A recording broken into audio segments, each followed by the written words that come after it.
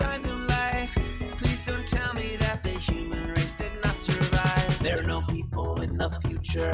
There are no people. There are no people in the future. No people at all. There are no people in the future. Where did all my people go? There are no people in the future. Let me try my people call. Where are all my people?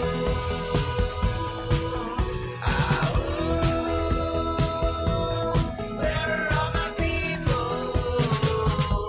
I guess I'll fly away now. Hey, everybody, welcome. Yes, it is Friday, September 24th, 2021. Welcome to Raging Chicken's Out the Coop podcast. This is Kevin Mahoney, editor and founder of Raging Chicken. Each week, I talk to that motherlode of middle-aged millennial angst, Sean Kitchen, about the good, the bad, and the ugly in state and national politics. Well, we are streaming live on our YouTube channel, so don't forget to smash that subscribe button, like the stream, and hit that bell so you know every time we go live. That's the shout-out right now, folks. Yes, on today's show, it is happy 10-year anniversary to Occupy Wall Street. Yep, we'll be reflecting on that today. And that's actually pretty much about the 10-year anniversary of Raging Chicken. Because these things happened in tandem. How about that, everybody? Pretty cool. And here comes the subpoenas. The House Select Committee on the January 6th insurrection issued subpoenas this week to several former Trump officials, including Steve Bannon, Mark Meadows, Dan Scavino, and Kasha Patel. Yes, indeed. So let the games begin. This week, the CDC gave the green light for the Pfizer COVID booster shot for at-risk individuals. The third dose of the vaccine will be available for individuals over 65 and for adults who are at heightened risk of severe illness. Whoa. And guess who's writing our climate policy? Hey, I'll give you a hint. West Virginia and coal. Yep, there you go. You guessed it. None other than Senator Joe Manchin. Yep, Joe Manchin is the chair of the Senate Committe on Energy and Natural Resources, and he will have an oversized influence on the shape of any climate policy that emerges from the Democrats' reconciliation bill. And he's already indicated, well, he's not so happy with those climate provisions in there. There you go. Meanwhile, climate activists connected to Greta Thunberg staged their first large protest in Berlin, Germany today. They're doing actually as we speak, I think. they're still going on. This is the first significant Fridays for the Future protest since the pandemic. And let's call it a win for the Arizona election fraud. A win for Joe Biden and Kamala Harris, that is. Yep, that's right. Those cyber ninjas pulled out all their bamboo detecting apparatuses and found that there was no there. Yep, that's right. Now Arizona has to clean up the mess, well, after they, of course, pay off all those invoices for the cyber ninjas, that is. Yep, even the cyber ninjas could not unpack that covert plan by the Democrats. Oh, my God. Maybe PA will be more successful. The New York Times reports on how raging anti-masking policies are hitting students with disabilities especially hard. That article features anti-maskers in Tennessee as the state is one of 7 being investigated by the Department of Education for discrimination against students with disability during COVID. And Florida continues to impress, yes, with its ability to find new lows. Governor Ron DeSantis has appointed a new state surgeon general who, according to Slate, and I just got to quote this, quote, was last seen on the national stage participating in a COVID miracle cure event with another doctor who believes that lizard people control the government and that demons cause gynecological problems by implanting stolen sperm, as well as a third doctor who later got arrested for being part of the mob that smashed into the U.S. Capitol in an effort to overturn the presidential election. Yes, Florida, no one will outdo you for the crazy. You win. Now just freaking stop already, would you? Oh my God. A little closer to home, Pennsylvania Senate Republicans launched their sham election review while we were away in the second hearing last week. They had the second hearing last week. Yes, Sean will give us all that. And we'll recap how Senator Chris Dush isn't ready for the prime time. We'll just have to get into it because you just gotta hear it. It was something else.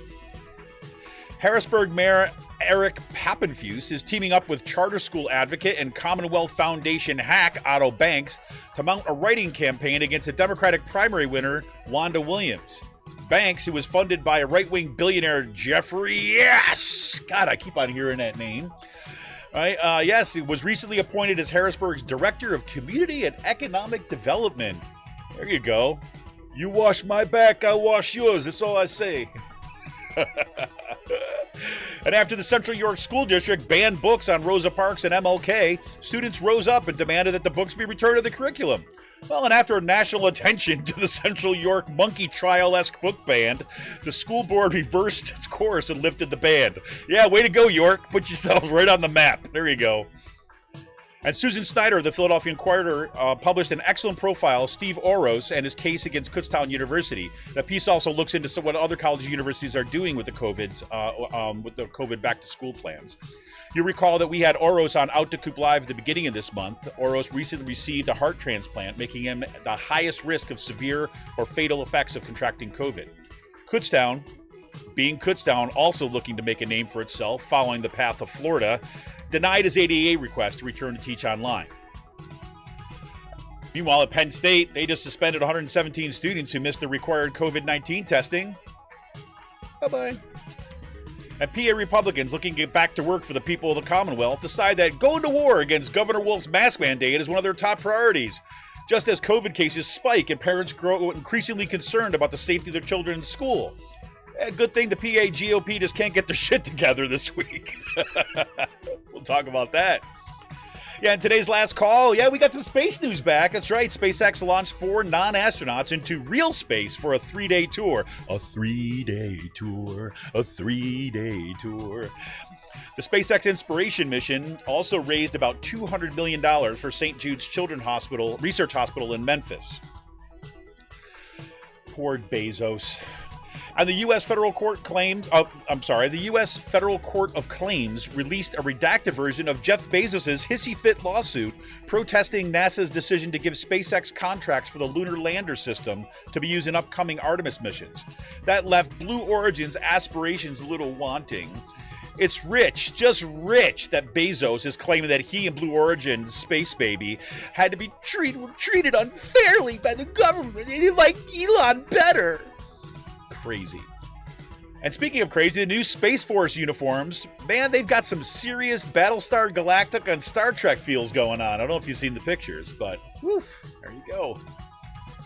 And scientists have discovered footprints in the White Sands National Parks dating back to more than 21,000 years ago. That means that there were actually humans in North America several thousands of years before scientists previously thought. Right, so there was actually woolly mammoth tracks above where they found these footprints, which is pretty freaking cool. And, maybe I'll be talking about a little roll D20. That's right, I'm constructing Dungeons and Dragons campaigns with my kids and stuff, and it's given me some needed respite from a bunch of craziness. Now, I should talk about the show I've been watching called The Dungeon Run, for those of you who may be fans of Dungeons and Dragons. I know, went off the rails right here on the nerdism, right? I know. Anyways, tune into the Rick Smith Show every night, streaming on YouTube, Twitter, and wherever you get your stream content. You can check out all his shows. You got to, sign up for his podcast, his daily podcast. You'd also check him out at WBAI in New York, WPFK in Los Angeles. Just head on over to thericksmithshow.com for all the details and get all the updated information on every platform that he's on and look at his schedule, man. Congratulations to Rick for things really taking off this year. It's pretty freaking awesome. And if you haven't already, you got to check out the Sisters of the Night Caucus podcast. You can find it on Anchor, Spotify, iTunes, wherever you get your podcast. The amazing PA women stirring the political cauldron behind this podcast rock the house, and they know where the bodies are buried. Yes, make sure to follow them on Twitter at The Night Caucus. That's at The Night Caucus, and subscribe to their podcast wherever you get your podcasts.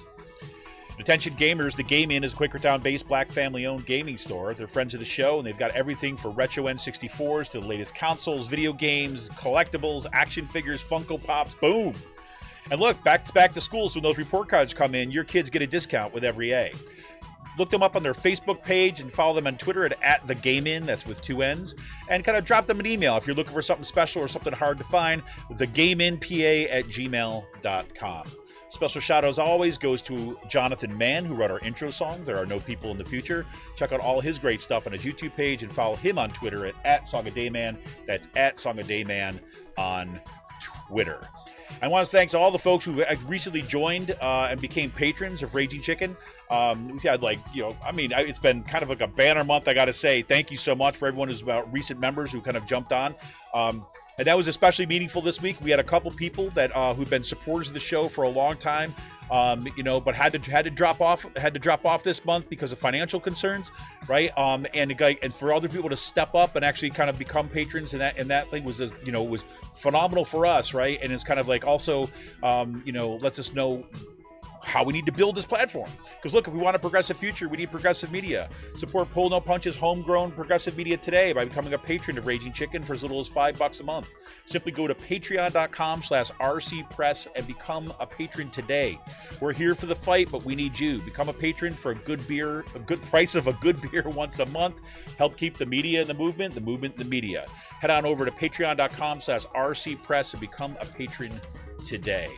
Sean, man, it's good to be back on this Friday, and it looks like we're ramping up the dial on the crazy factor too, so it's perfect timing. Yeah, I mean, at least, I will say one thing: I am shocked that there was no bamboo found in the Arizona ballots. Shocked, I tell you, shocked. Yes, I was really shocked. I was surprised, I'm still convinced that the Chinese have figured a way of altering the kind of genetic makeup of the bamboo shoots to make it appear as if it was actually linen instead of bamboo. Yes. So those Chinese. So Jesus Christ. But man, I don't know where to begin. I guess let's start with off with happy things. So happy 10-year anniversary of Occupy Wall Street. I went to talk about that definitely last week. But no, I want to talk about it this week as well. Yeah, I mean, it's been amazing thinking it's been 10 years since Occupy kicked off. Yep. And just that's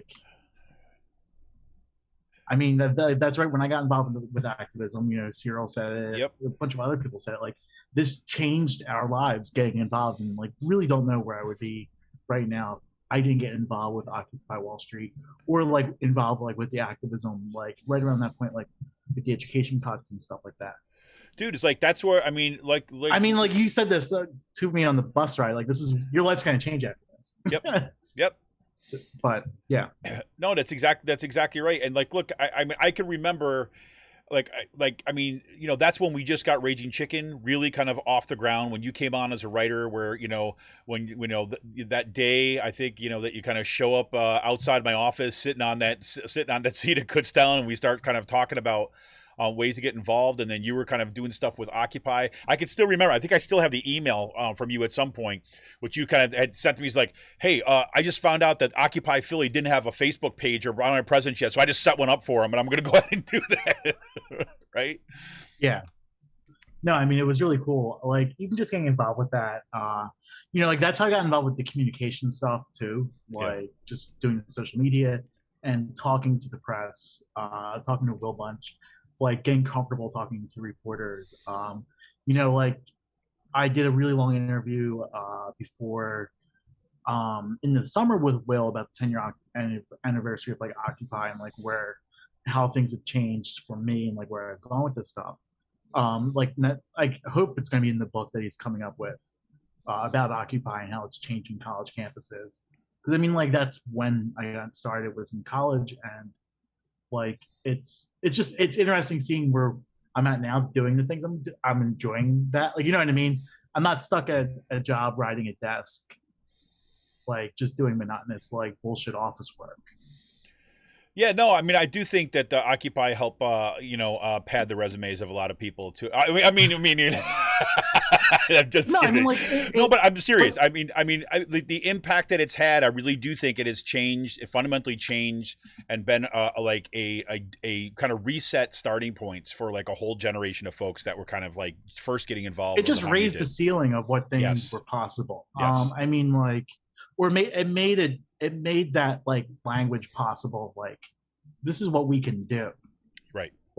And seeing that, I don't think you have people like Elizabeth Warren or Bernie Sanders get national prominence without Occupy Wall Street happening, right? We don't see Black Lives Matter take off maybe the way it does. the organizing, like, like the extension of that and like other movements over the years. Right. And it's been just awesome seeing that, like, the people who I got involved in Occupy with, or like the Philly education cuts that was happening like that spring before Occupy because of Corbett cutting $1 billion in education, Right. and like all the rallies that were going on. Like this is when Helen Kim Yep. was in her prime as an activist, education activist. This is when like the times when we're meeting people like Rick Rajewski, Nikhil, like other like people within the progressive movement that are actually like figures within it now, like doing organizing roles and like doing some like really cool shit. And it all goes back to like that point with Occupy, and then like with the education cuts that happened in Philadelphia the spring before.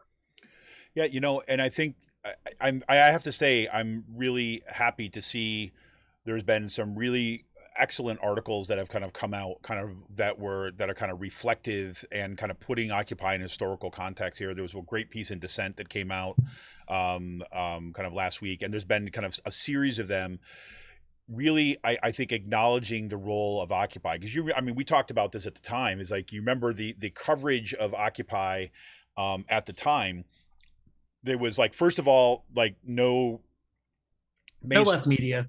Well, yeah, no mainstream media could even understand what Occupy was about, right? They couldn't even kind of get it right about what was there. And then there was the predictable response to like, oh, Occupy called for fundamental transformation of U.S. society, and they didn't get it. Fail, right? And I still see those arguments today. They're still there. But I mean, you know how prominent it was at that particular point, and the argument that I remember I made at the time, I remember that lots of people were making at times, like, look, social movements don't work like a light switch, right? It's not on, off, either or.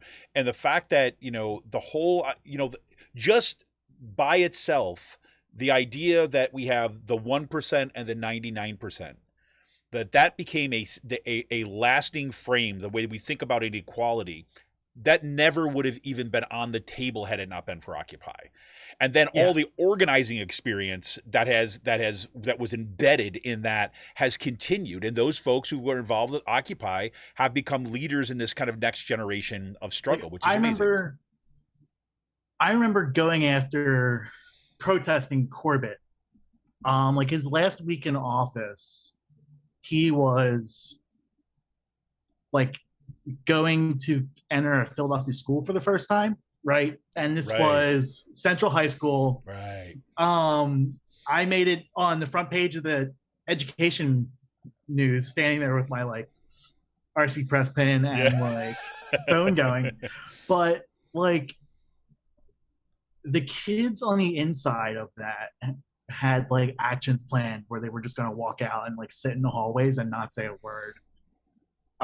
Like there was madness happening on the inside. Mm-hmm. Like there was madness in the outside, stopping Corbett from visiting, going into the school. Like, fuck you, you cut $1 billion in public ed and never visited a Philadelphia school, and you want to do this now? Yep. So there was like hundreds of us outside of Central. We get word that Corbett booked and went down to the Union League. So like 50 or 60 of us ran to the subway, got on the express train from Alney Ave down to like Chestnut, and like we're able to block Corbett from leaving the Union League. Like we chased him around Philadelphia that day. That's awesome. So great. And no, I mean, like, so the people there, like Andy Perez is there. She was now with like SEIU and still working with them. Rick Krajewski was there, is like with like Action United or like Reclaim, or there's like an activist. Like that's where like those connections go back, and like then like Reclaim happens, and like no, like all this stuff happened because of like Occupy. Like we could see that here, and really like Lancaster Stands Up, like Jonathan Smucker, yep, who was, Occupy got him to be influential. Lancaster Stands Up, now PA Stands Up. Like a lot of great stuff has like come out of that a decade later. Well, and you look at, I mean, like, and then you go beyond that, right? You talk about, publications like Jacobin, for example, will kind of emerge kind of in the aftermath of that, right? Then, In which these is times, picked up. in these times been around for a long time, but you saw suddenly boom, right? These huge upticks. We see, the kind of the seeds of the Bernie Sanders campaign, and then kind of the explosion of DSA, and then, I mean, you just go and then, right? Each one of these movements and kind of organizational, kind of post-Occupy organization or attempts at organization and building institutions has just only, built out strength, right? And I think that I always think Occupy was a fracturing of the kind of the status quo, right? It was a momentary break with business as usual, right? Which is so essential when it comes to actually And also building brought resistance. like progressive groups together, or progressives who normally wouldn't, like who were siloed.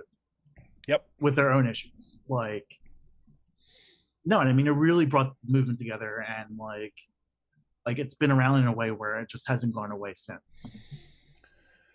Indeed. So happy anniversary, Occupy. Like absolutely fantastic to be kind of thinking back over this. I've been, all week long, I've been just kind of like kind of remembering and recalling these different little moments right at that kind of origin. I mean, I can even remember just from the summer, right? Seeing those first announcements that went out, with the ballet dancer on top of the bull, right? Just basically say, show up. I was gonna go to Zuccotti that day. Really? Like, I really just got my student loan money in. I had a couple $100 to like drive up and do that, like park at the Metro. Yeah. No, I was going to do that. Like, I'm pissed. I was so mad I didn't. Yeah. Like, I was legitimately just like debating or taking the Bieber bus up and have my backpack and a sleeping bag just in case. Like, no, I mean, like, yeah, it was cool. One of the best things I did at Occupy was we went up to this is my last story with this. We went to Zuccotti Park on New Year's Eve and ripped the police barricades out of the hands of the police and threw it in the middle of the park and got pictures on top of it. Like, and then slept under a park bench in Chinatown with like a Mylar blanket. I still remember you with this big yellow banner Occupy thing, kind of in this heaping pile of cages or police barricades. Bicycle racks. Yeah, bicycle rack, basically. Yeah. Yes. So that was fun. So, well, hey, happy anniversary to Occupy. Your spirit lives. Yes, indeed. So, I mean, a couple things too. I just one of the things, obviously, good news that we're seeing this stuff coming out with Pfizer and the booster shot as kind of COVID numbers continue to escalate. Which is, I'm telling you, Sean, it's got me like the COVID numbers have got me like just talking myself. I was looking at numbers with COVID, and like we are already at like February numbers. Yes. Like going back up to like, and it's like it's like it's not like we're going exponential with the growth. It feels like it's just a slow linear like progression. Like, are we just gonna bend upwards? Like, you know what I mean? At some point, or it just feels like it's just like a slow tick. Well, you think it's like, I mean, if you had to personify the COVID virus at this point, it's almost like it's sitting there saying like, okay, look, I know I'm pushing my luck here, but I'm gonna kill 600,000. Well, 600. I know it's pushing my luck a little bit. What? Nobody did anything. No, how about 700,000? Do I hear 750? I mean, we're gonna have more than 1 million deaths by the end of this thing. We're at 2,000 deaths a day right now. I know, and nobody's freaking blinking an eye. It's driving me insane. It is. No, it's fucking ridiculous how people are just like, I mean, like once we like, hey, fuck it. It's April 1st. We got the vaccines rolling out, and we're just kind of like relax all the protocols before like a fraction of the population is even like vaccinated. And then like people were just running fucking hog wild all summer. Just like, I mean, we were out on vacation. I'm not going to say we weren't, but we were vaccinated. But like people were fucking just out everywhere. No masks. Like there was no fucking virus going on. Dude, I And, walk you know, around like I feel like I'm a freak half the time because like I'm walking into like a Wawa or something like this, and I've got my mask on, and everyone else is you like, get dirty ugh. fucking looks from people. And everyone's like, oh, right, and they're talking, they're like, oh yeah, and they're like Oh, look coughing at and this shit. asshole with the mask on. I mean, like, and I'm like, oh my god, it's just freaking nuts. And it's like, dude, you know these people aren't fucking vaccinated. It's like the thing, and it's just like, no. And I mean, like, I watched. There was that video that. Do you watch that story about that 24-year-old who died on MSNBC? The 24-year-old. MSNBC has a 24-year-old died of COVID out in like Billings, Oh, Montana. I didn't see this. No. They interviewed him a week before, Mm-hmm. and like he was on an oxygen tube in his nose, and just like he was saying just like get the vaccine, and just we were lied to, and I believe the propaganda. Like this dude was just total unvax, like COVID denier, fed into like the right wing echo chamber, and like now he's like on his deathbed. Literally died a week after this interview. 24-year-old father of like a 5-month-old. Like, and it's just like seeing those stories add up. Like, you know, there are people making jokes about it.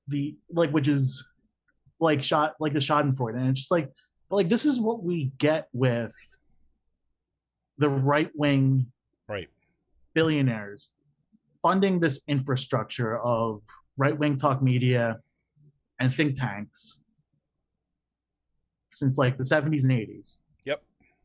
To like churn out misinformation and disinformation. That's who's doing it across this country.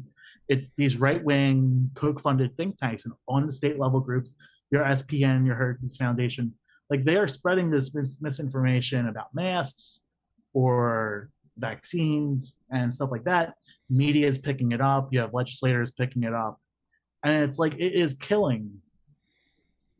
Like their echo chamber is killing their like voters, their constituents. Legitimately. Yeah, exactly. Like, and you have people on their deathbed saying, I wish I would have gotten the vaccine. I mean, I tell you, there was I mean, I look at these stories and it's just like people in their 30s dying. Like, that's why I got the vaccine. Well, exactly. I'll tell you, there was because I don't want to end up like that. Like, you know what I mean? Yeah, there's this article that just came that I just saw posted to as well, that it's part of this project in Kentucky. There was just another teacher who died. They're up to 41 teachers who have died, and this teacher was 29 years old. She was 29 years old. She was vaccinated even. Right. And so, at least that's what the reporting was. And it was, she got it. She was out for a couple of weeks and now she's dead. And it's getting, you talk about in Kentucky, one of the places that fought against any mask mandates or anything like this is like, this is devastating. I mean, it's really devastating. I mean, I think back, we've now surpassed the Spanish flu as the number of deaths, right? Just in terms of from the pandemic. There's been more people that have died because of this than World War II. I mean, this is just like astounding. Right. And we're just numb to it now. Well, and that is just, yeah. I mean, I've said this before, so I don't want to belabor the point, but I really have a hard time getting my head around just that aspect of like our, say, humanness at this point. I'm trying to sound like whatever existential or something like this, but I mean, like, it baffles my mind. And again, I know that it's because of this freaking right wing kind of machine that has been just pumping out the disinformation. But there's got to be a reckoning for this. I mean, people have got to have consequences for this stuff in the end. But, yeah, I mean, like, I don't think there will be. Yeah, yeah. I mean, like, this is a fucking like buckle up. This is a preview for the future. Like, well, I mean, this is what we're fighting against. Like, right. This is like a preview for the future with like impending climate catastrophes and shit like this. Exactly, right. And I look at, so you pair this with these kind of three stories this week, right? So on the one hand, we've got, thank goodness you've got these the subpoenas that are going out for, former White House strategist Steve Bannon and a kind of all around, kind of right wing media kind of baron. You have former White House Chief of Staff Mark Meadows, and you have former social media director Dan Scavino, and Kashif Patel, who was the Chief of Staff to Trump's defense secretary. Of all subpoenas are issued there. So you've got that January January 6th insurrection, which is kind of like this fomenting of kind of like authoritarian impulses. Then you've got like, you know, a climate crisis. We just had the IPCC report drop, you know, back in August, basically saying, look, we've got less time than we thought we did, right? In order to kind of get this right, we see, you know, we have not seen a decline in emissions. We've actually seen an increase, right? And so the devastation looks like it's coming pretty fast if we don't act kind of really, really quickly. Now we've got this climate legislation that is kind of part of the reconciliation package. That reconciliation package started off at $6 billion, right? And now it's been whittled down to $3.5 billion. I'm sorry, $1 trillion. I'm sorry, I'm talking B's and $1 trillion. And then you got Joe Manchin at the center of it, basically saying, I'm not going to fight for it. This is not good for me. And when pushed to say, well, give us a number, apparently there was some summit where Biden just went and talked to him and they said, look, you guys got to come up with a number. You got to come up with a counter. And they're like, nah, we'll see how it goes. And Manchin's suggesting this could drag on forever, right? Maybe we don't really even need to do this, you know, who knows? And then it turns out on top of Manchin holding up the entire thing, you know, because that reconciliation package is where all the climate mitigation stuff is, right? The stuff that's actually going to kind of like help us, right, stave this stuff off, right? Turns out the guy in charge of writing the climate portion of that reconciliation bill is none other than Joe Manchin himself, right? So, you know, you've got this, and we know, to go back to your point, is we know that part of what that means is that the kind of pandemic that we just lived through, that's going to become more common. Right, that there's every kind of prediction about what this actually means with this warming of the planet is we're going to see more of this.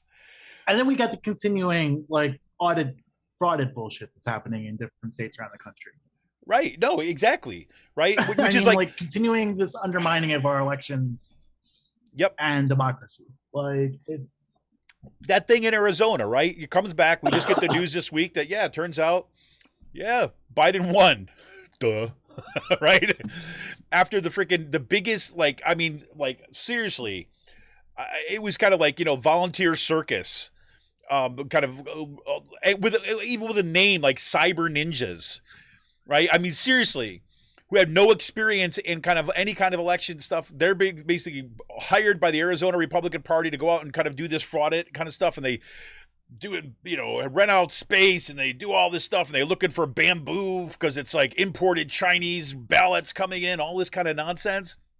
And then after all that, let's remember, just if you don't know this already, it's September in 2021, right? We're almost a year out from the election that this shit has been going on in Arizona. This is the fucking...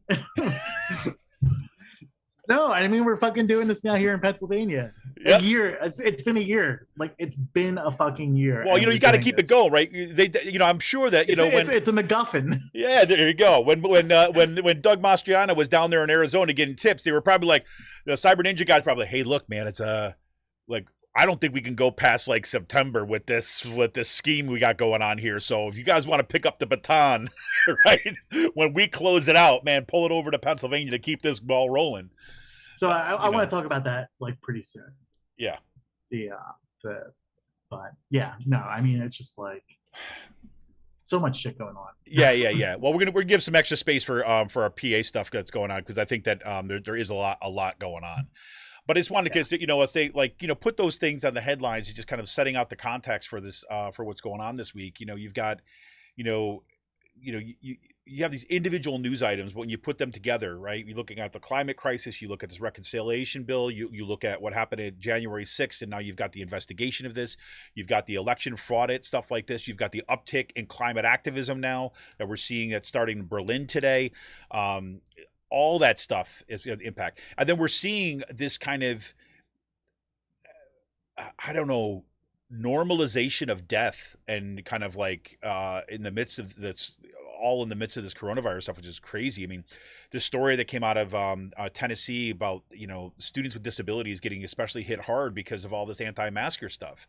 You know, this is happening in our own, we have this issue happening in our own school districts too, as well as like students with disabilities who need to, you know, who benefit from being in school, right, but are also kind of at severe risk of, you know, of really horrible kind of consequences of contracting COVID, are being forced into schools where they've kind of, you know, are not masking, right? So I mean, little crap like this. And you had Senator Scott Martin say this week, you can just go. Those parents can just put their kids somewhere else, Exactly. or just go homeschool. Exactly. And go get a tax credit from a voucher from a private, and take your kid to one of their buddies' cyber charters. It's really astounding. I mean, I talked about this on the show on Monday and Out to Coop Live this past Monday about the I have a sister who's got kind of mental disabilities, right? And I I can't imagine, right, if she was still in school. I mean, she's only like 2 years younger than I am, but if she was still in school and they were subjecting her to this stuff, I can't even imagine, right, what my parents would go through. And I mean, I was an angry kid at that point, right? And if this was happening, I can't imagine how freaking furious I would be. So I mean, it's going off the rails. And then you think like, okay, well maybe, again, maybe this is going to cool down, maybe the fever's going to break, as we heard like Obama say way back in the day. But then no, you've got freaking like people like Governor Ron DeSantis down in Florida just kind of like doubling down on the crazy, like putting like a guy, right, in charge of, health stuff, right? The state surgeon general is a guy who's basically been doing kind of like snake oil sales shows kind of in his career earlier in the year. So did you see, like, do you know how fucking crazy Florida's medical market is? Like supplemental market and shit like that? I don't know how crazy. Do tell. Okay, so I was watching this just because like I was watching some baseball videos. Mm-hmm. And because of like the steroid stuff with Manny Ramirez and others, like the reason why they were able to like get all their steroids is because it's pretty much just legal in Florida because of like the senior community being down there. So they just deregulated all those fucking drugs. Like you can just buy prescriptions from like doctors and shit like that. And there's little carts on street corners with a big thing. You get your freaking hot pretzel and you get your prescription. There's no regulation, no enforcement like of prescription fraud like with doctors, and they just gutted all that stuff in the regulatory. So like that stuff's just able to like all that snake oil is literally just able to proliferate in Florida without like any repercussions, and they just fucking attack the senior community with this shit. It's really something. It's really something. I gotta say. And they're doing this now during the pandemic. I gotta say. I mean, like with Regeneron and stuff like that, the monoclonal antibodies. Yeah. I mean, like that's all with this stuff is like ivermectin. Like, I mean, like all this type of shit is just like allowed in Florida. Florida is basically like an open air drug mart. Like that's just legalized. There you go. Oh my God. Anyways, so that's what we got going on. Here's the kind of the happy news of what's, the kind of, this is what it looks like as we're on the precipice of the kind of like downfall of an empire, and what that feels like on a daily basis. You ever wondered? Well, here it is, folks. This is what it feels like. Doesn't have to be this way, right? Thank God that we've got kind of like the organizing efforts around that we do, but holy moly, do we got to turn this ship. We got to turn it fast.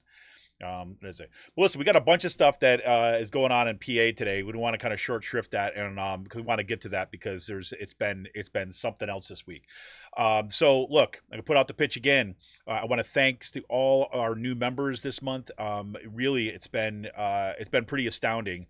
It's been great. I also want to thank everybody who's been out there sharing our materials. Like, man, especially the kind of the interviews that have come out, the one we did with Steve Oros, who I'll talk about in the second part, and the interviews with the school board members in the Penridge School District. People have been sharing that stuff out. That's been absolutely fantastic. We've been getting great feedback. We've been connecting up with other folks. I want to also give a shout out to Cyril Michaleko. We do the Wednesday show. He did this profile of me for his newsletter. I was floored by that. So thank you for the kind words and the and the kind of the promotion of what we're doing here at the Chicken. So we're here for the fight, right? And this is kind of like, it feels like we're at the moment we've been waiting for, to build out these connections and kind of like assist where we can, and actually build this movement. So if you can find a way to help support this work, you head on over to patreon.com/rcpress. You can become a patron for as little as $5 a month. We appreciate you all, appreciate you sharing our stuff, and appreciate the support that you've been giving us. We'll be back right after this quick break. Some PA focus. Where are my people?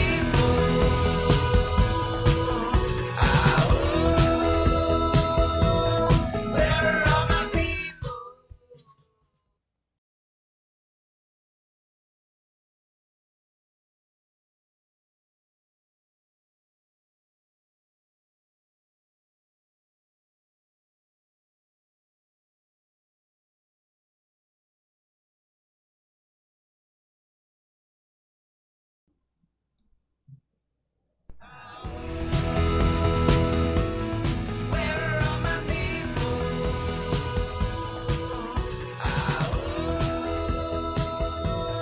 Where are my people? Welcome back. It's Kevin Mahoney, editor and founder of Raging Chicken, here once again with Sean Kitchen. So Sean, man, PA has not been a boring place this week. What is going on? The circus is in town. Yes. The circus is back in town. Yeah, I mean, I think that the first couple of hearings, Dush would not be working for Barnum and Bailey's circus. That's for sure. He does not have the capacity to run a circus. Yes, a circus. If his life depended on it. Right. Yeah, I mean, like I think this is what we can just call this thing, a circus. I think we might have been able to hear the first meeting since our last podcast, but there was a second meeting. So, in the first meeting, our emails that we uncovered about Stuart Ulsh wanting to overturn the election results and emailing two of the committee members about that, Judy Ward and Senator Mastriano. When questioned the first time, Vincent Hughes did that. Dush shut down completely. So, the second meeting happened sorry, I'm also cold, so mind my shivering a little bit. I'm sitting next to my window, and it's literally 55, 60 degrees in my apartment right now because I had my windows open all night. But Dush then had the second meeting when everyone showed up. This was to vote on the approval of the subpoenas. Senator Portman was there. And the way the room is set up, it's more almost like a news studio type feel. If you've seen the photos of it or my video. Yep. Desks in the front, desk up top in the back. You have lights coming down, really well lit, studio wise, but it's tight, compact, and you can get in on the sides. So you can record from the sides, a side action. And you're flanking them. You're flanking them. So I decided to post up there. I took out my new gimbal and decided. So that guy gave me an extra 3 feet of reach. So I can imagine you pull it up, just all the heads of people in the front they're just turned what the heck has he got now? Well, what I was doing, so there was a couple of things that happened during this committee hearing that were just master classes of questioning. Mm-hmm. One was Senator Sanaciro interviewed or just grilled Dush for 20 minutes, just back and forth questions, just short, and then what? Okay, and then what about that? Very just leading questions, which that whole entire segment will become important later, for a couple of reasons. So, and then maybe 15 or 20 minutes into this, he starts getting 10 minutes in.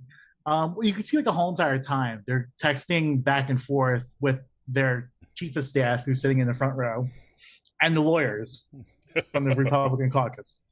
Because you can see the guy passing the phone back and forth, to Dush who's sitting next to him.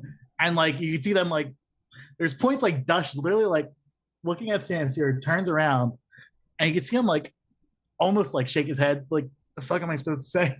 Type of thing. To his people on the in the front. And so this is this is what like the perspective you're getting just from being in the room with this stuff. And then like 10 minutes in, Dush answers something that's just completely like wrong. Like talking about like third-party vendors. And Senator Sanders like, I'm not on third-party vendors yet. That's not what I asked, but we'll be ready in a few minutes. We'll revisit that pretty soon. And then at that point, San Zero then asks about Sidney Powell. Like, is it possible? It's like, is what possible? Like, is it possible? So you're saying like it's possible. And like, is what possible? Saying be explicit, right? Like, yeah, and then just like, well, what do you mean? Like, can Sidney Powell, like, in a group associated with Sidney Powell gets this information, like, you know, the information of 9 million voters in Pennsylvania, and he's just like, you're out of line. He's like, well, is it possible? And he's like, well, is what possible? He goes, is it possible? And you see Corman in the background just start laughing. And then Dush, like Corman's just taking off his glasses at this point, just like putting them slowly on his desk. And then Dush blurts out, yeah, it's possible. I mean, we found out putting a man on the moon was possible. Anything's possible. And Corman anything's possible in the world of magic. And then Corman just cringes. Like, I can't believe we just said that. And then San Zero follows up. Well, what about the Bradley Foundation? Is it possible anyone's getting funding from the Bradley Foundation? And Dush then turned around like, I don't understand what's your point. He's looking for the door to run to. He's like, I don't understand what's your point. What point you're trying to make? And then San Zero just asking questions. Just asking questions. And then San Zero with a smirk on his face, like, I think it's pretty apparent what point I'm trying to make right now. Like, so like, and just went on. Like, so that ends that. But yeah, like, so then Senator Hughes asked the question, should someone like Doug Mastriano, who attended the insurrection, have access to this? And like, Dush then just like cut the lights, like, sorry, saying, he's like, all right, cut the feed. Like, they literally cut the cameras and the microphones, like, going out. And Dush turned around, it's like, those allegations are blah, blah, blah, aren't true. And, like, we recorded that. And then the next question was, well, Senator Olsh said this and emailed these two people. Should they have access to those information? And then, like, Dush started screaming at him again with the cameras off. He literally ordered the cameras off twice. And I was able to like record them like off camera with what they were saying with my gimbal. I was able to just get up in the air, put my camera down, just like right to them. And it got to the point when the Senate security guard, like 3 minutes later, said, you have to move. I'm like, all right, I already got my gold. Sean's like, you mean I can't stand on this table with my gimbal anymore? Kept getting higher and higher and closer and closer. Yeah. No, that's something. I mean, that stuff was just absolutely like gold, right? Because I mean, it just like first of all, kudos to San Zero and kudos to Hughes, right, for the direct questions, right, and the kudos to you for being in there and having that camera roll. Because without that, you wouldn't get to see that, right? The fact that he cut off the feeds was unbelievable because he did not want to see, like, did not want to be recorded. Basically, trying to kind of like, you know, give a tongue lashing to Hughes. Yeah, and then he was so freaking nervous. So like that happened. We put the video up of the Sidney Powell question, like, and Fetterman's been sharing that around a couple times. They got like 90,000 views since in the last week, just because of Fetterman bumping it a couple times. His online presence is just like unreal. It's ginormous, yeah. Yeah. Yep. And then the reason why that San Zero question was really important, and like the Olsh emails, like Senator Shapiro is now using that stuff. Like, he has that whole entire transcript of that as an exhibit in his lawsuit to squash his subpoenas. Yeah. And then he also footnoted and highlighted our emails in there, which is pretty cool. Nice. Some accountability scores. Yep. And big time. And again, and that's what we need to have. I mean, this is why it's so I mean, awesome that also you're inside like, there. and also the messaging with this, like the messaging that like what is going out is such a negative driver, like in such key demographics, like literally like white men 35 to 55 are like 50-50 with the placebo questions about this information. And then when you say it's your personal private data, like driver's license number, social security numbers, like it goes from like being 50-50 to like 66-33. Yeah. I mean, like the messaging, like the Republicans have really stepped on themselves with this. Yeah, I mean, look, I mean, anytime it's driving a lot of. I mean, anytime you say like, yeah, look, you have a political party, right, who's attempting to get all of your personal information, including your social security numbers and Of everything, 9 million like people. Yeah, I mean, that's not a winning message, right? I mean, it is kind of like, if you're like the party saying like, we want all of your private information. Nope, that's not getting out there. That's not going. And also, like, what I think this is, right? This is my theory behind this. You have this stuff happening in Wisconsin, Arizona, Georgia, other states around the country. Like with this, these are swing states that Trump wanted to overturn the election to win. Like what this looks like is a giant list building scam. Yes. Because if I get your social security numbers, I can then use that information to get your phone number, track your phone number to your social media, all that data. I mean, it's just like Cambridge Analytica stuff. You can make a political profile on every individual voter based on like that information and know who to target and how to micro target. Like with the technology that's out there today. Like this to me seems like a giant list building scam. Yeah, it makes sense. 2024. Or 2022. Or 2022. Yeah. But I mean, like this information is out there, but like this information is hard to compile. It takes time, it takes resources, it takes money to buy lists from other people this and is trading lists. Right. This is an attempt to build your own master list. Right. And what it's attempting to do, it's attempting to use public resources right, for the benefit of a political party. Political campaign. Yes, exactly. And that's the difference. So basically, so you don't need the private expenditures and the private work. You make the state apparatus do the work for your party, right? This is that same kind of autocratic, this is also the right wing impulse. And this is what the right wing is doing to go after public sector unions and stuff like that. Like, yes, using indeed. Government. Yeah. So why not just use it like that? Yeah, I was happy to see that, and speaking of which, having to see the face of Simon Campbell popping up once again, who is, always loves to do this every once in a while. So they're probably learning from that dude. Yeah, so crazy. So now you also got, not to go too local, but you got a kind of great little mayoral kind of shit show happening in Harrisburg? Shit show happening right there. Yes, and there may actually be some like benefits to this. Sorry, I need to.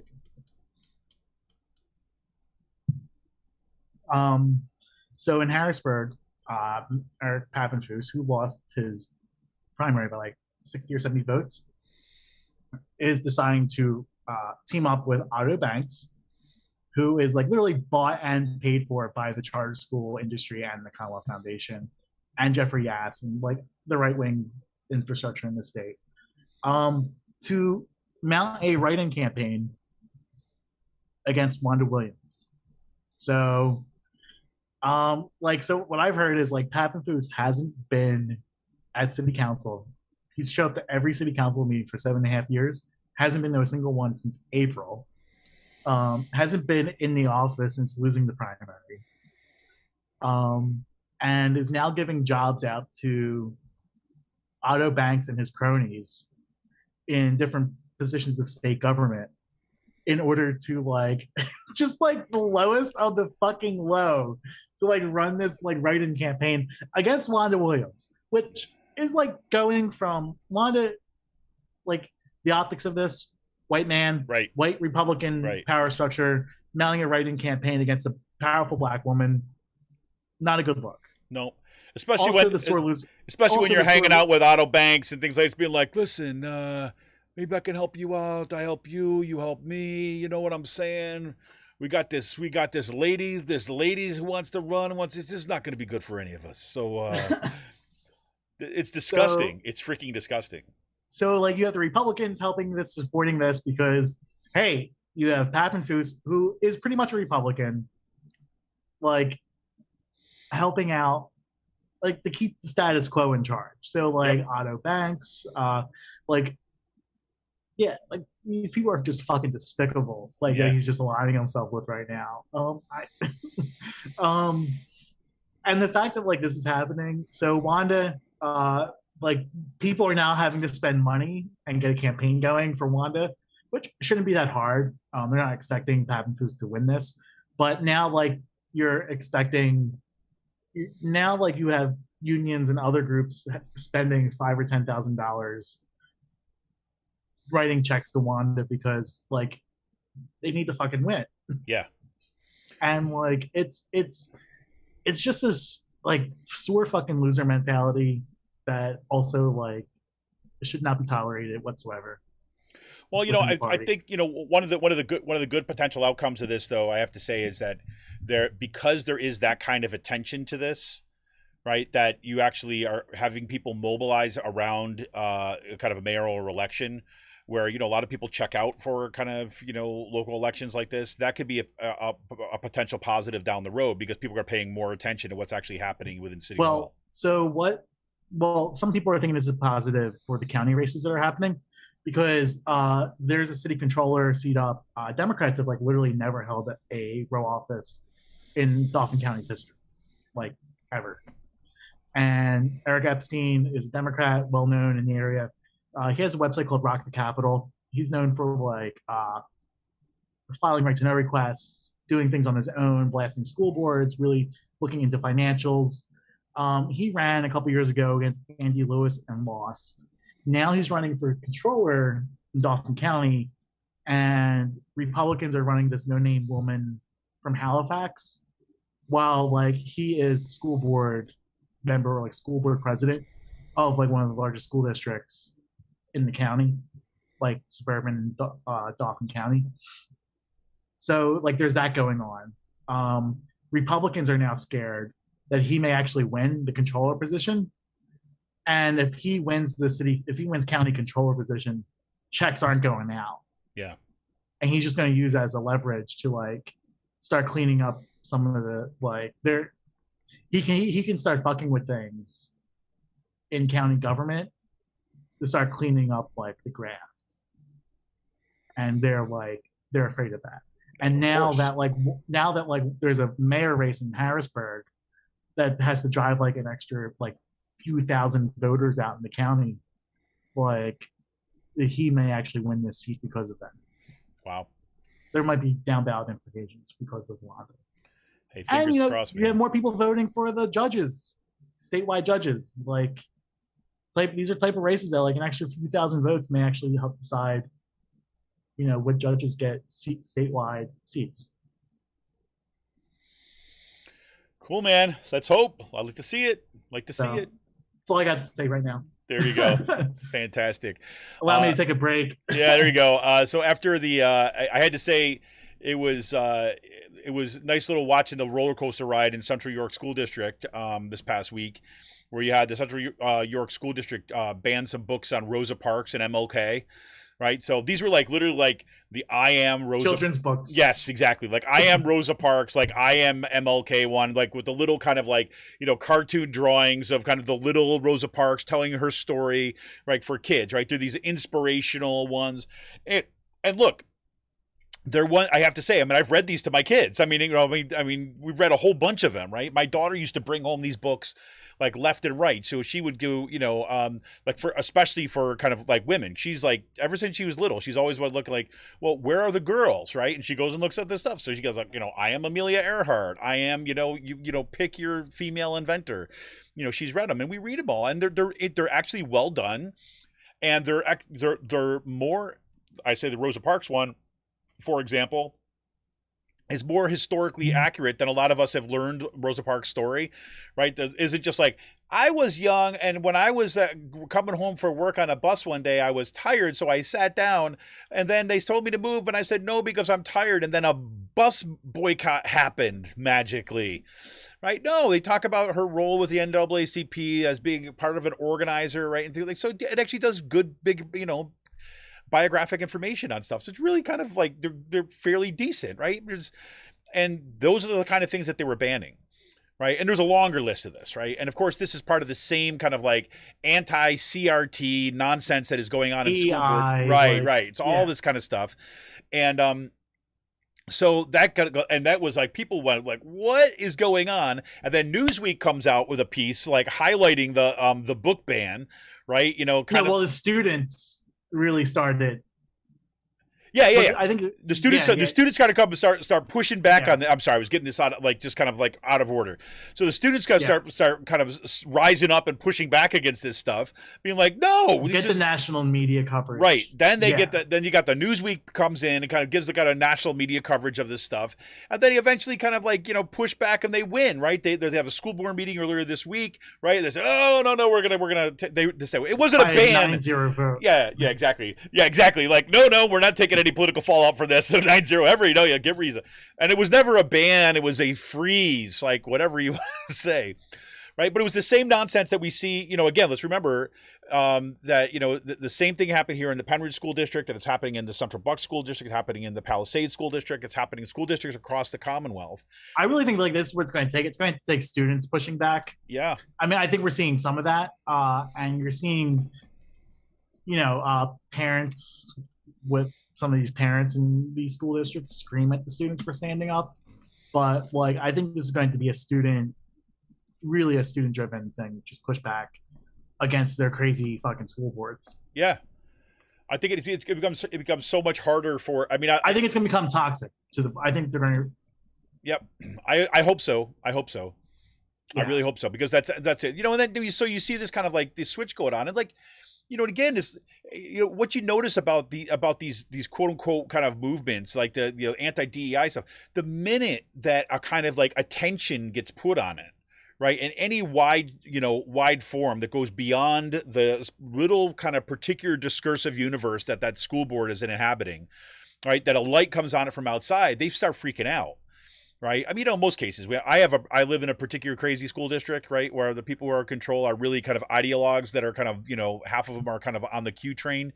So, that kind of happens. But a lot of them, you just, you get the pressure on it, and then they start looking like, shit.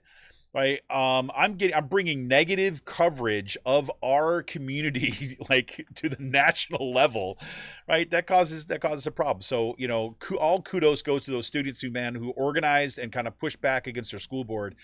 Take notice, activists. This is kind of where it's got to go. And a similar score. You've got, you remember that I had an Out to Coop Live at the beginning of September. I think it was September 6th. I had Steve Oros on. He's an associate professor of psychology at Kutztown University. Recently had a heart transplant. And after kind of like doing a really kind of quick recovery process, lots of physical therapy, kind of trying to get himself back up into kind of, as peak a shape as he possibly can.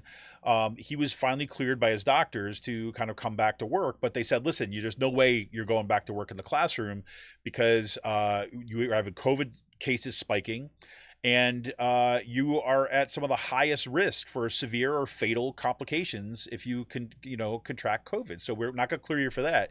So Steve basically goes to the administration at Kutztown University and says, hey, look, I got the clearance. This is great news, but I can't do it in the classroom. So can we just kind of have the classes shifted to online? And of course, we have just been through a whole year where the university in a monumental shift kind of was able to kind of get this stuff up and running. And now we have the resources and the infrastructure set up so this becomes possible. They said no. They deny his ADA request. They tell him that no, because it's, it's too much of an impact and changes the educational situation too much. So whatever. So finally, so we had him on the show, right? His story has been slowly getting out. There's a great group of students called KU Activists who have been kind of sharing both our show and have been sharing out his story to students at Kutztown and kind of beyond. And now you've got, some attention to this case that's happening because this article that appeared in the Philadelphia Inquirer. And they profile Steve and a kind of series of what's happening at other universities that are going through similar kinds of stuff and how they're handling it. But it's like, phenomenal to see that story is getting some kind of light of the day, because it's freaking horrible what they're doing to Steve. So, all I got to say is, stay tuned and kind of keep an eye on what's happening at Kutztown University, because I can promise you that there's more to come. Right. And I know that it says at the end of that article that Steve has filed complaints with, I forget the office that he sends it. So let me just give you to that real quick so I get the right information. I'm not going to misspeak. Yeah, he has the accommodation. Like, can he file like an unfair labor practice too? I would say so. He's filing a complaint with the EEOC, which is the Equal Employment Opportunity Commission. That's going to go forward. And look, frankly, I think there should be if there's, I don't know if there's a grievance that has been filed as part of the union, but that sure as hell should be one. In my mind, right now, kind of union leaders should be screaming bloody murder at the top of this, right? And it was also, you look at what in that article from the Philadelphia Inquirer, right, that was featured in there, and you have one kind of union representative that does higher ed unionization, and it's not from ABSCUF, it's from the AAUP, right, American Association of University Professionals, and the president of the AAUP comes on and she says, look, this is wrong. Right? At the very least, that's what we should be seeing both at the local level and at the state level in the pushback against this stuff. But crazy. And then you have what's happened at Penn State, right? Because, Kutztown University has all these voluntary protocols, right? To say, oh, yeah, if you like, maybe you can tell us if you tested, whatever. And maybe if not, no, you just don't. They're going through all these kind of weird machinations about, percentage of testing. And so how do they know, like, the percentage of students who have been vaccinated? Well, they sent out a voluntary survey that if you would like to tell us, right? And of the 2,000 people that kind of responded to the survey, 80% are vaccinated, right? Problem is, of course, Kutztown has about 8,000 students, right? So you're handing me kind of like fake numbers, right? We just had a survey that landed in our inboxes as faculty a couple days ago, say the union is trying to help out the administration to determine how many faculty members are vaccinated. Fill out this voluntary form. Please give us information, right? I mean, this is not how this should be operating, right? And who's sending this out? But the faculty union with the administration, trying to help the administration figure out the numbers of faculty that are vaccinated, right? Because they don't know those numbers. They sure as hell don't know the student numbers. And you see the difference what happens at Penn State, right? Penn State had it kind of like look, you get vaccinated and you show us proof of vaccination, or, right, you're going to have to submit to kind of mandatory testing, right, on a periodic basis. And there's a consequence attached to that. Not just like, oh, if you don't, well, you're going to harm the community. It's not a freaking moral appeal. No. Those students, you had 117 students this week who missed their required COVID-19 testing thing, and guess what? They got suspended. Right? So there's a consequence attached to that. So now those students have a choice to make. Either you're not getting your vaccine, go get your freaking test then. Right? And if you can't do that, I don't know what to tell you. You broke the rules, just like any other rules. Right? So there you go. There's a kind of a study and kind of difference right there. That's a similar process that you get at Westchester University too as well, right? Another state system university, even though Kutztown says, well, our hands are tied, we can't do anything, whatever, blah, blah, blah. Oh, yeah. And last but not least, we have the PA Republicans decided to say, get right back. And the first kind of little hissy fit they had, they're coming back full charge, full heads of steam to do the work of the people of the Commonwealth. Want to make sure that they're going to attack, go to war against Governor Wolf's mask mandate and make sure that we kind of roll that back because he's a bad man that he put a mask. He doesn't have the authority to do this, right? And so they successfully fought this back, right, Sean? No mask mandate. They're able to go in there and kind of do the business of the people. No, that's not what happened. So I think what was pretty funny was they held a press conference about this Wednesday or Monday morning at like 11 o'clock outside Lieutenant Governor's office. And they got some stuff from like none of them were wearing masks. There were about 12 the leaders and like 10 others without masks. And then like Mark Scalforo goes like, "Are you just virtue signaling at this point? Like, aren't you concerned?" Like they're talking about like local control, and they said like, like if you're talking about local control, then like let's look at the numbers. The top 20 counties with transmission in Pennsylvania are all Republican-controlled counties, and Republican counties that voted for Trump. Aren't you failing your people, your constituents at this point? And they just went on to blame Dr. Fauci. Like, Dr. Fauci did it. Dr. Fauci did it. Well, they're like, well, we've heard a lot of mixed messaging starting with Dr. Fauci throughout this whole entire time. Just like, yeah, so let's get back to the point. People in your district, right, are disproportionately infected with COVID and have low rates of vaccination, right? So and they're really just like, yeah, like.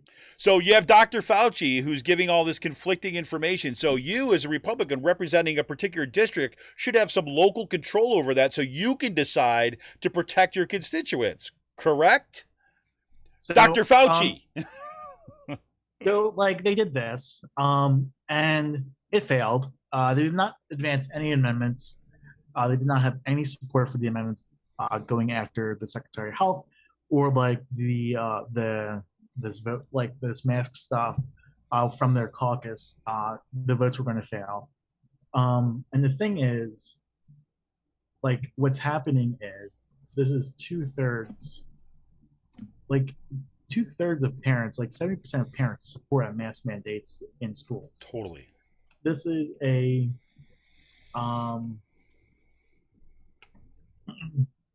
whatchamacallit, like this is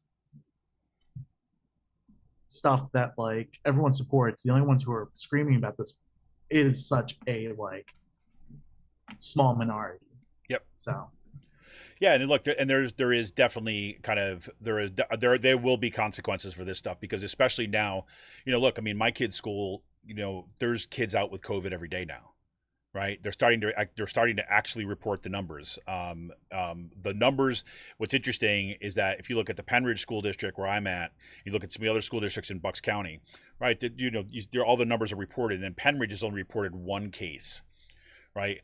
I know just from my kids, right, that there's like a heck of a lot more cases than that, right? But you've got a school district that's basically saying, don't report the numbers or keep your kid at home, just follow kind of like normal. Like if your kid was sick, you don't have to report if they had COVID or not. They're getting conflicting information about that from the school board. But parents know, right, that there's kids that are sick with COVID that have been in the classroom with their kid. And they also know that those kids don't wear masks. Right.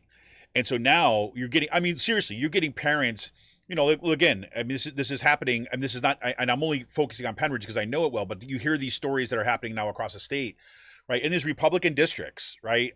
Fairly conservative districts, right? You have parents whose kids are now getting sick and now see that their own personal kids are at risk because really that's what they only care about, right? They only care about themselves. So when they start the impact is there and they find out that the school board is putting them at risk, you're getting a huge pushback. And these politicians know this, right? So they want their cake and they eat it too. They want to be able to scream Dr. Fauci and anti-mask and taking away my freedom, but they sure as hell don't want to be the ones that are gonna be responsible for removing the mask mandate and having kids get sick, right? But they'll never tell you that, right? Yeah. So. Anyways, there we have it. Happy Pennsylvania, everybody. Happy Pennsylvania. Anything else going on in the state, Sean? Yeah, the circus is going to continue next week. Republicans, I would just stay away from the Capitol if you were a normal person. There's going to be a bunch of like pro-life marches and rallies next week in support of the 6-week abortion ban. I think they're expecting like 3,000 people. Wow. On Tuesday to show up to the Capitol, so literally stay away. This will be a spreader event. Like, no doubt. So it's like one of those things where you got the Venn diagram, right? You've got circle A is the kind of like the people showing up for an anti-abortion, circle B the anti-vaxxers, and it just actually looks like one circle, right? So yeah. It's like, I mean, it is amazing like seeing these like right-wing events go on. I mean, I will say there's times I don't wear a mask when I'm in the Capitol walking around, but I'm vaccinated with other vaccinated people.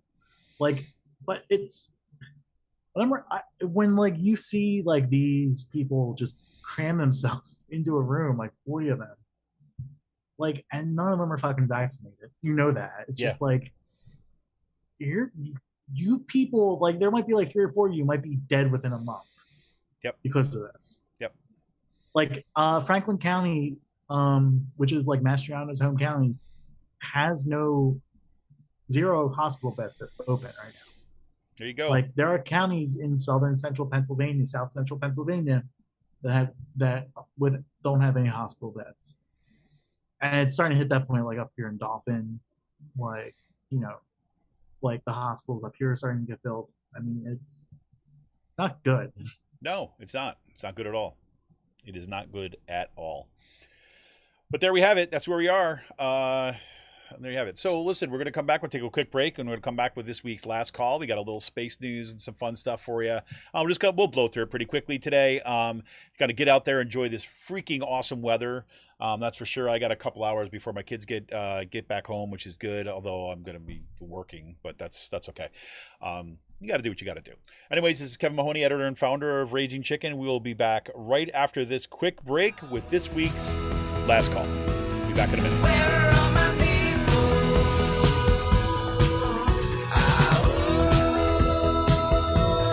Where are all my people? Where are all my people?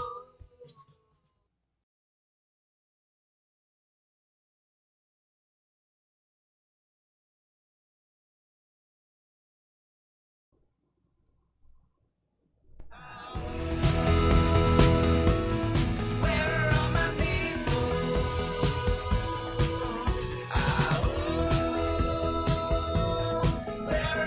people? Welcome back. This is Kevin Mahoney, editor and founder of Raging Chicken, sitting here once again with Sean Kitchen, and it's this week's last call, where we just talk about kind of like random stuff that's going on. I love to kind of throw in my little space news, of course, and then we just, what's happening. We used to do all the beer news stuff here too as well, but we kind of put a little hiatus on there after all the kind of like Me Too explosion stuff about what was happening in the kind of the beer industry. But so here we are. So got some kind of little space stuff that's happening among the galactic capitalists. The SpaceX, of course, launched its 4 non-astronauts into real space for the 3-day tour. What do I say? Real space? I think you can thank me for making sure you remember. I can, right? I did not have that. Yeah, Sean's become a bit of a space nut of late. Like the last 2 shows, I think he fed me space news, which is pretty remarkable. So I'm glad to have some influence on the kids. So, but real, and I say it's real space. They go launch into real space because they're actually in orbit for 3 days, right? So, like like Jeff Bezos's kind of like penis rocket went up and kind of like hug at the edge of space, broke the kind of like what they say is the boundary, then it kind of came back down. Just the tip. Just the tip. Just the tip. And they have their. Then of course you had the what do you call it? Virgin Galactic basically sending up their little space plane that kind of went into what a lot of people say is actually not actual outer space, but whatever, there's all disagreements over that, but went up and there was some weightlessness and thing that was in there. This was the first time that you had actually, non-astronauts going up and actually spending any kind of extended time in space. And the guy that was, basically funded the billionaire dude, because that's the only people who go to these things, right? The billionaire guy was a guy by the name of Jared Isaacman, and he's actually, I believe it's still the case. He has this kind of like online payment service thing that he runs, but out of Allentown, which was kind ADP or no? What's that? It's not ADP, is it? Oh no, I'm forgetting the name of it. Not okay. No, that's like the payroll processing company that is like really big and based in that area. No, I don't think it is. Let me tell you who it is right here as I'm talking about it. But he's Jared Isaacman. Basically, he paid the kind of like the fee to Draken International. Oh, that's actually a private Air Force provider. Shift 4 Payments is the name of it, right? And they do think like business to business stuff and things like that. So, anyways, that's not the point. The point is that so Isaacman paid for on this stuff, and you had some civilians, right? Who were on there. They were not kind of astronauts. They went through some training and went up there. This one woman who was up there, she actually was treated at the St. Jude's Medical Center when she was a kid, right? And they raised over $200 million for St. Jude's Children's Research Hospital in Memphis. So it goes up there. And and Sean and I were talking about this before on the show, and I don't want to get into this long discussion of this on today's show because it'll just kind of like, but so let's just bracket one conversation for a second, right? Just kind of say, look, these are freaking billionaires doing whatever the hell they want, right? And kind of like setting and charting out kind of directions here. That's why I call them galactic capitalists. That's why I've talked about galactic capitalism, that we've got to pay attention to this stuff because they're writing rules that are really, I'm telling you, are going to have a dramatic impact over the next century, right? And they're doing it in a completely deregulated and unregulated environment practically, right? So given that, but if you want to talk about just the kind of like, of the billionaires, like, and how they kind of approach this, like, and how horrible of a human being Jeff Bezos is that the fact that when he did his little Blue Origin thing, the Just a Tip flight, right? When they went up there, it was like with his brother, and it was all closed off, right? Nobody was, they weren't really kind of like invited to the launch. People weren't invited to take part in it, to see inside during the flight or any of this kind of stuff. It was only afterwards that we got to see some things. Right. Richard Branson, when they did Virgin Galactic, at least, he had the presence of mind to basically go up and have cameras the whole time because, look, he's a freaking attention hound. Right. With Elon Musk, right, and SpaceX, like, they've actually got, a rocket that's actually been in service. That's been and a program that's been kind of gradually kind of developing. And they, it has this sense of like part of, if you want to have people on board, you allow people to be part of it. And in our kind of like, celebrity culture, our billionaire culture, or the way that this stuff is, the fact that they kind of like invited people in, they had a show that was part of the launch, they had people behind the scenes, they had cameras that were in the capsule, you had updates from people there, and that they raised $200 million for St. Jude's, right? I mean, there's some kind of significant differences. Now, does that mean I'm kind of like, I'm an apologist for Elon Musk? I mean, you might say that if you want, but certainly not. I mean, the guy is like, as a megalomaniac as these other folks are, right? But, you just think about even those sorts of differences. And, I think about why I got kind of like so invested in kind of like and interested in thought about the awe of space. And it had to do with that kind of that public participation in something like the Apollo launch and things like this. And, my kids like, saw like first time, like actual people, even if they're, people that will never be in our circles, actual people kind of going up there and doing that. They were like, full of wonder. Right. And, that's always the promise of this kind of space exploration and things like this. If we did it for the people, right? If we were part of a kind of a process, a collective process of kind of doing this stuff, we could do kind of really kind of cool stuff without freaking wrecking everything.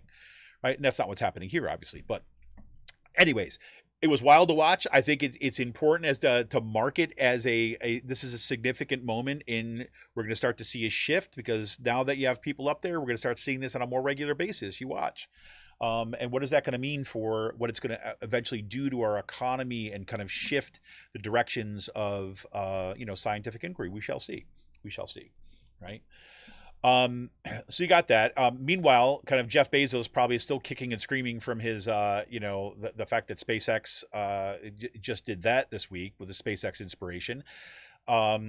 He's still kind of throwing the hissy fit when it comes to the fact that the NASA granted SpaceX the contract for its for its landing, its lunar lander vehicle, right? Well, for the Artemis program, when they start kind of landing on the moon, when that's going to be happening in the next few years. And Bezos is kind of basically saying it was unfair. And the fact that he's throwing a fit and throwing this big lawsuit, right, saying that they were treated unfairly and they weren't given that now NASA should have two contractors and Blue Origin should have been one of them. Let's be clear about this. Blue Origin hasn't done anything other than launch test things and then put Bezos in kind of at the tip of space.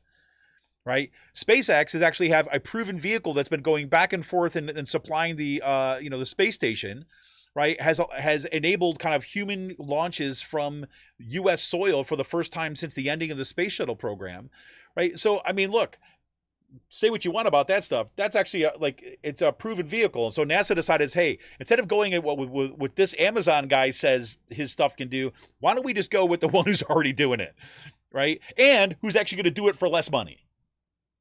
Right. So that's okay. So anyways, they just released a redacted version of the lawsuit today. That's the U.S. Federal Court of Claims, which is really interesting. And maybe I'll talk about that at some point down the future. But so that's ongoing. And it's going to be really fascinating to see all that stuff play out and what kind of impact it has on policy, right? Both kind of like national policy, but also kind of global policy when it comes to space exploration.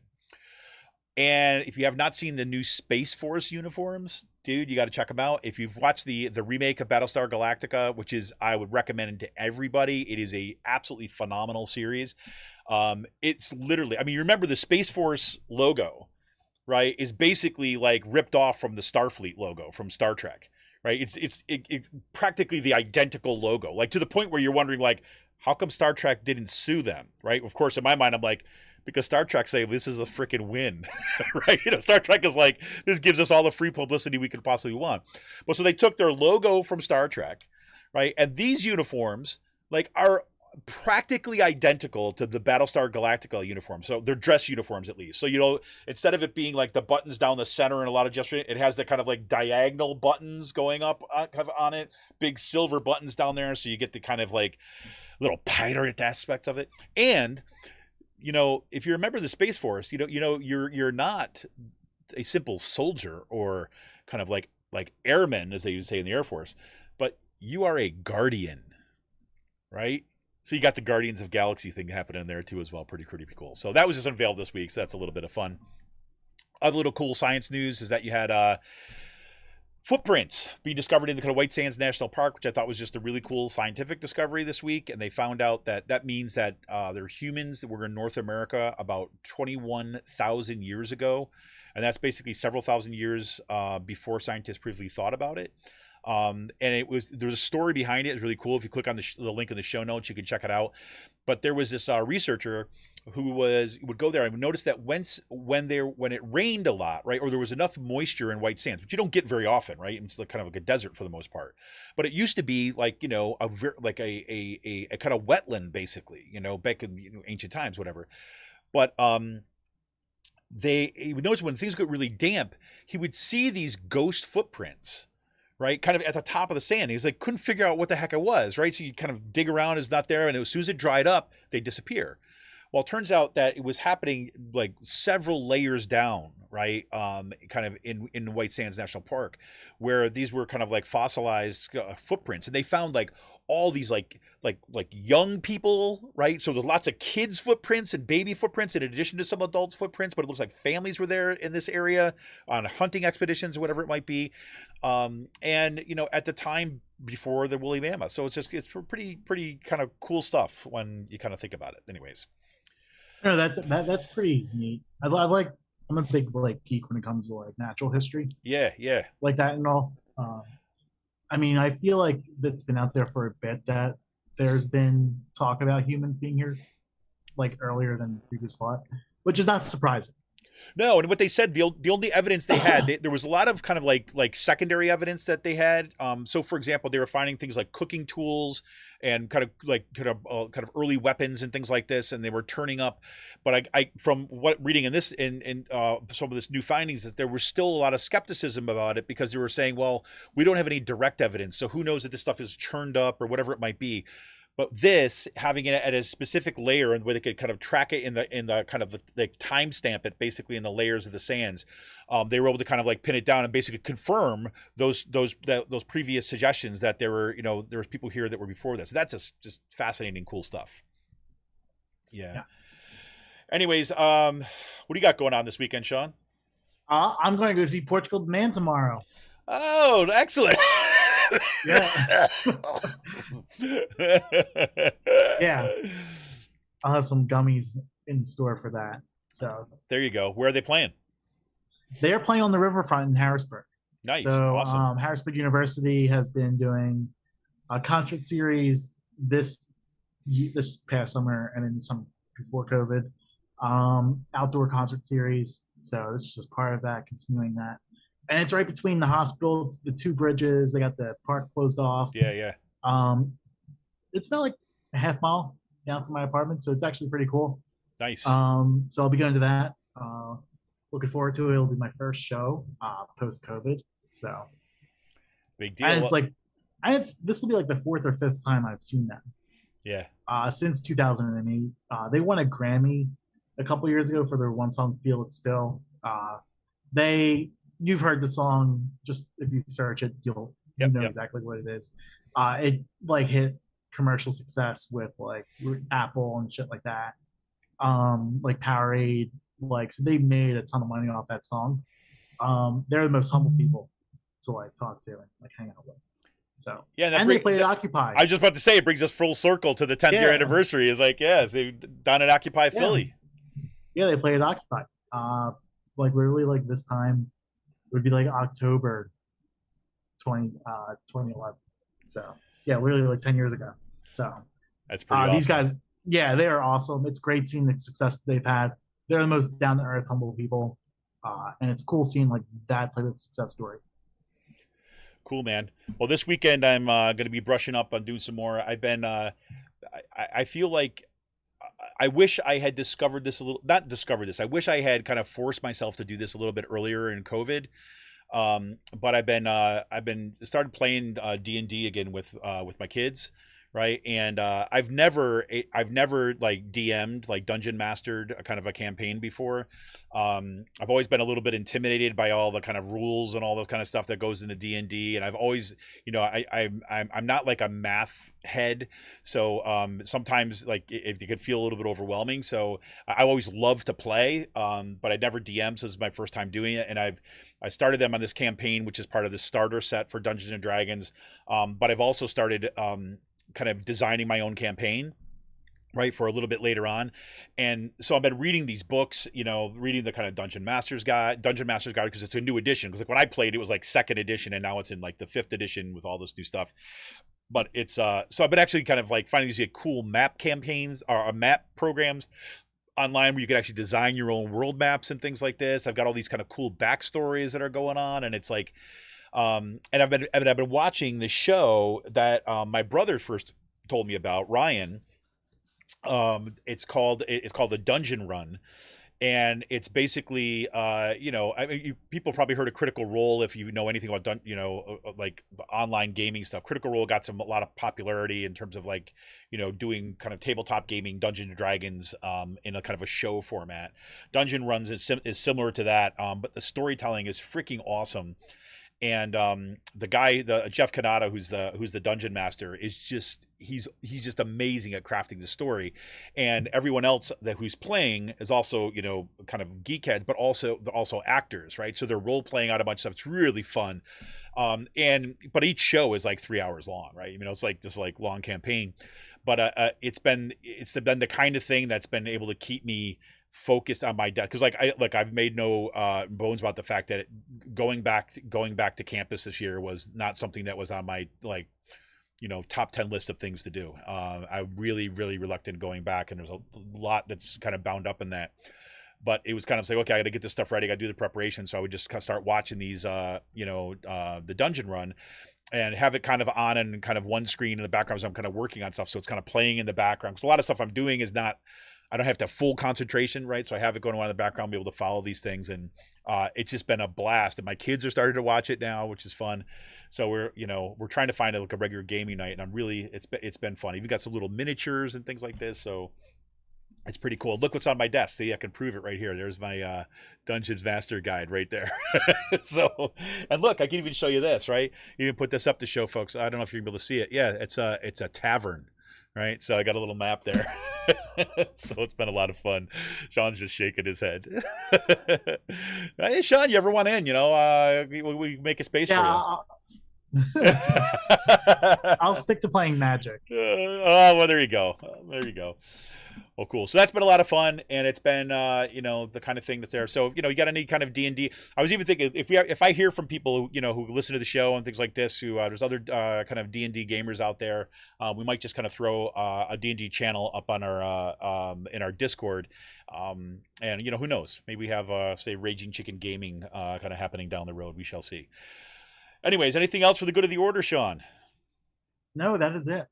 All right, man. Well, hey, I hope you have an awesome weekend. Looks like it's going to be fantastic. I hope the show is like off the hook, and it's got to feel great to be kind of breaking out and getting out into back into the show circuit. because I know you used to love going to shows, so that's always phenomenal. I'll be mowing my lawn too as well this weekend, but I'm very, very much looking forward. I'm enjoying the weather. I took Yeah, my the weather's AC unit. awesome. I took my one AC unit out yesterday. And now you're It's freezing. amazing how it went. What's that? And now you're freezing. Yes. It's amazing how like cool my apartment will stay. Even when it gets up in like the mid 70s or like 80s at this point. Yeah. Like, because I'm able to just catch a draft right off the riverfront. Yeah. Like running end to end. So Nice. like there's always a breeze just going from front to back. That's awesome. Yeah. It's awesome. Well, hey man, have an awesome weekend. And we'll be back again next week. We're still working on what we're going to do for Out the Coop Live on Monday. I've got this has been a weird dynamic where I had a couple shows that were lined up, but some scheduling stuff is kind of running into it. Well, I'm not going to get into it, but so I'll let you know. We might look for a show announcement coming out maybe over the weekend if we get someone scheduled. If not, we'll go ahead with another round of open phones, or maybe a kind of surprise show on Monday. We shall see. All right, this is Kevin Mahoney, editor and founder of Raging Chicken. Thank you all for sticking with us. Thank you all for kind of your continued support and the organizing and the work that you're doing out there. I mean, without the work that everyone's doing out there on the ground, we'd be in big, big trouble. So anyways, this is Kevin Mahoney, editor, founder, Raging Chicken. We're out of here for the weekend. See ya!